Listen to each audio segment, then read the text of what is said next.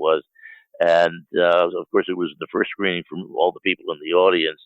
So I was able to preserve for history the excitement of the fans and their applause and laughter and just their audible reactions and thrills as the movie kicked into gear.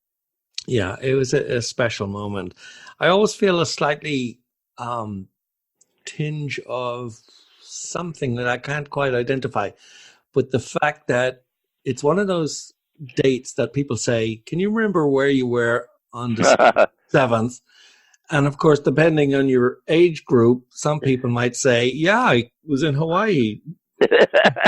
And not a good place to be on that day. But yeah, December 7th, it's a day that will be remembered for a lot of reasons. And Star Trek is certainly one of those days, but dates, you know.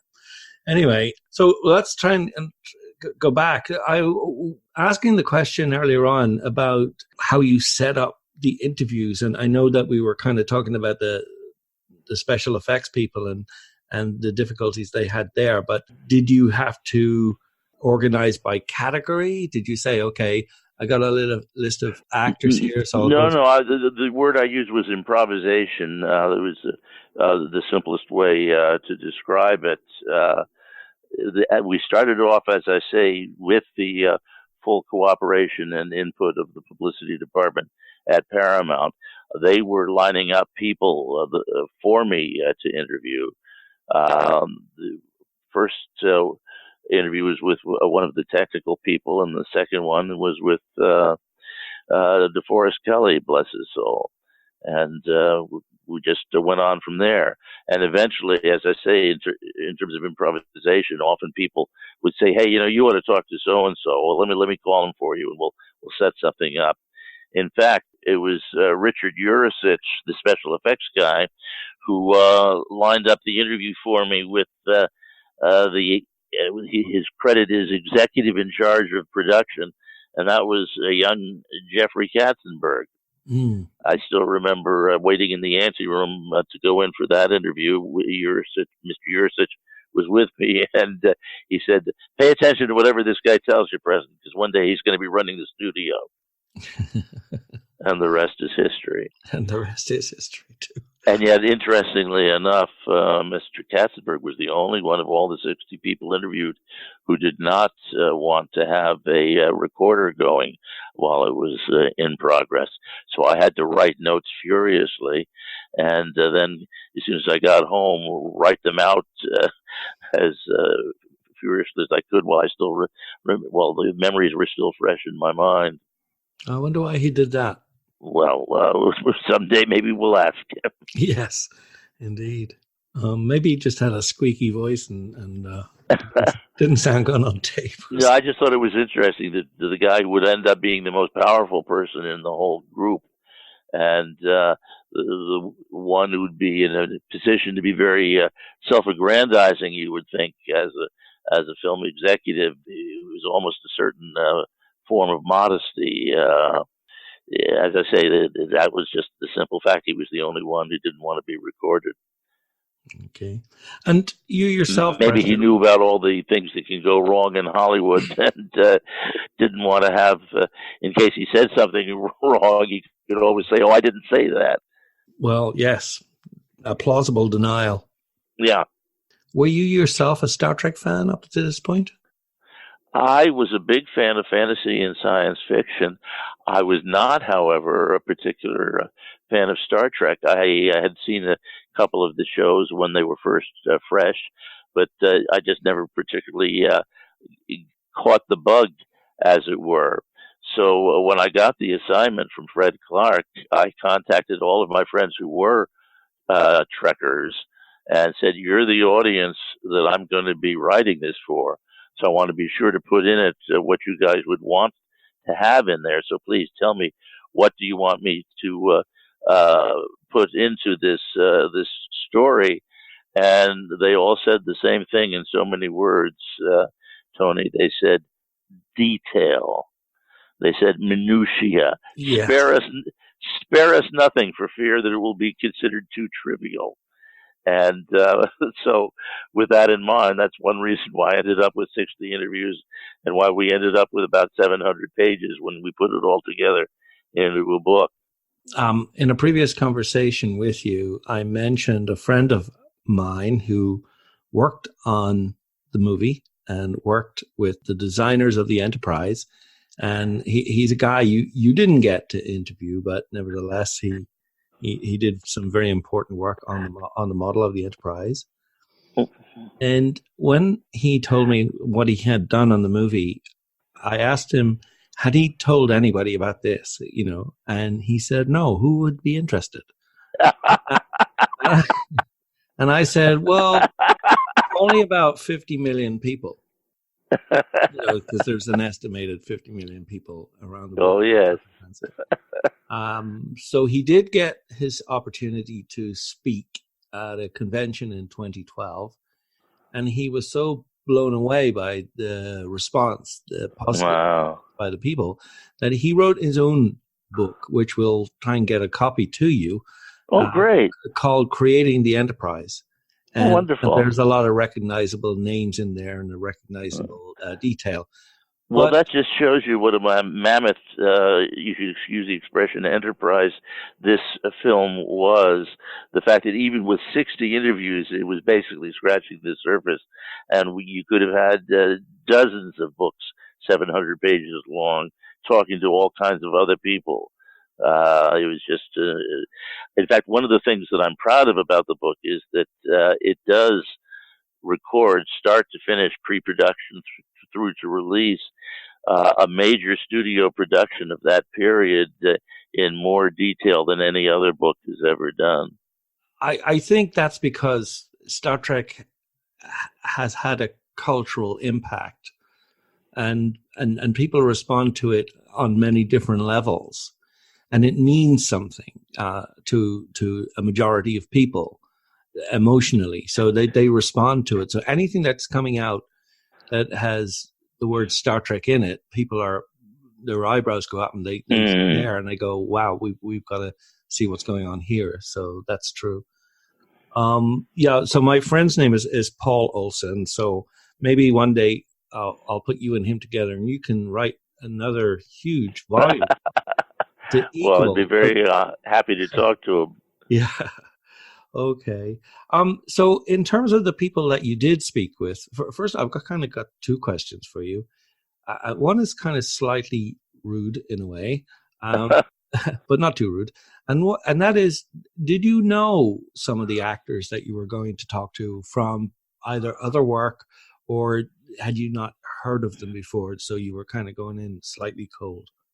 Well, of course, everybody in the world, it seems, knows them for Star Trek, and a lot of them had busy careers before that. I have since this time come to see DeForest Kelley in a lot of old westerns that I had never happened to see when I met him, for instance. But Mr. Shatner, I guess I first saw on Twilight Zone and the feature film Judgment at Nuremberg. So some I was familiar with to a degree. Others I only knew from Star Trek. Yeah. Who was the actual first person that you sat down with your microphone? Well, the first actor that I sat down with was DeForest Kelley, and I'm looking to see the name. The lady's name was Lee Cole. She worked on graphics, and she was the very first person that I met because she was mostly finished because her work had been done during production, even though it was all technical, and so it was like live effects. And by graphics, that meant that she worked on a lot of the things that were on those many monitor screens, so that there would always be something fresh and new going on the screens as the story progressed. And then DeForest Kelley was the first actor that I spoke with. An example of the minutiae and the detail that I was talking about, when I knew I was going to be talking to DeForest Kelley, I asked one of my best friends who had been a Trekker, said, "Well, I'm going to be talking to DeForest Kelly. Is there anything you want me to ask him in particular?" And she said, "Yeah, ask him about that ring that he wore." And I thought to myself, who notices a ring on a small television screen? But I said, "Yeah, sure, I'll ask him."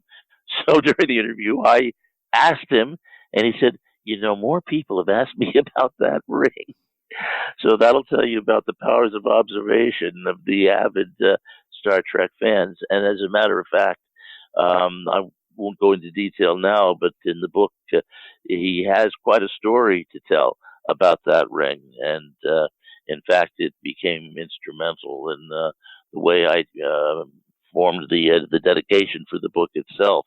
So I was very glad that my friend had asked me to ask him about the ring that had once belonged to his mother, as it turns out.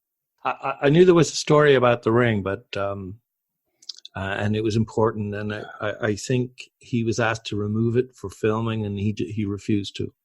Oh yes, that's one of the things he told me, that when they were starting the series, Roddenberry was saying, "Well, we can't have anything of the 20th century in this," and he just was adamant. "I'm sorry, the ring is never coming off," and it never did. Well, I'm sure they wear rings in the 22nd century too, but yeah, and some of them are antiques from the 20th century. This is true. That's the beauty of it. Did you get the sense that the actors who were playing or going to play the major parts, reprising the roles, did you get the sense that they were excited to be back on the Enterprise again?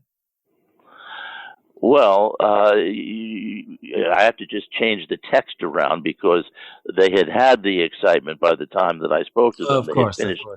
The principal photography, but I'm told that the first day they were all together on the Enterprise was an emotional reunion for all of them to one degree or another. Okay, well, let's switch over to the visual effects. We referred to them earlier. Did you get to go to see some of the makings of the visual effects, particularly, well, there was the Enterprise model itself, and then there was the V'ger big set, whatever that was going to be. That was a crazy... Yes. I did. A lot of the effects people that I spoke to at their facility.